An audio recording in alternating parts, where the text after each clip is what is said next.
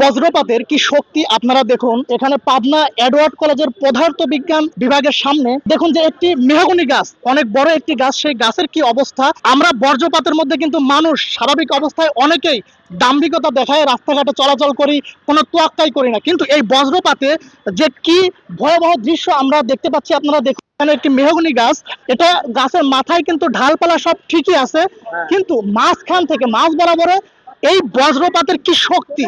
যেখানে মানুষ কিন্তু আমাদের নরম হাড্ডি মাংসে করা দেহ, এই দেহের উপরে যদি কারোর বজ্রপাত হয় তাহলে তার কি পরিস্থিতি হবে আপনারা দেখুন।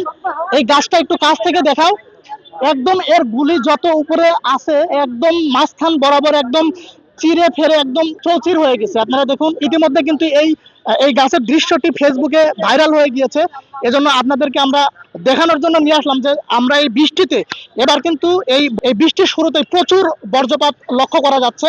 তো আমরা যারা এই বজ্রপাতকে তোয়াক্কা না করে রাস্তাঘাটে অহরহ চলাচল করি, যখন বিদ্যুৎ চমকায় তখন আমরা যেন সাবধানতা অবলম্বন করি এবং উঁচু বিল্ডিং বা আমরা নিরাপদ স্থানে চলে যাই। তো সবাইকে এই ভিডিওটি সতর্কতামূলক সবাইকে শেয়ার করার জন্য আমরা অনুরোধ করছি। আপনারা যারা দেখতে চান সরাসরি এডওয়ার্ড কলেজের মেন গেটে পদার্থ বিজ্ঞানের এখানে এসে আপনারা দেখতে পারেন। আপনারা দেখতে পাচ্ছেন এখানে অনেক মানুষ কিন্তু এই দৃশ্যটি দেখতেছে ইতিমধ্যে। তো সবাই ভালো থাকবেন, আল্লাহ হাফেজ, আসসালামু আলাইকুম।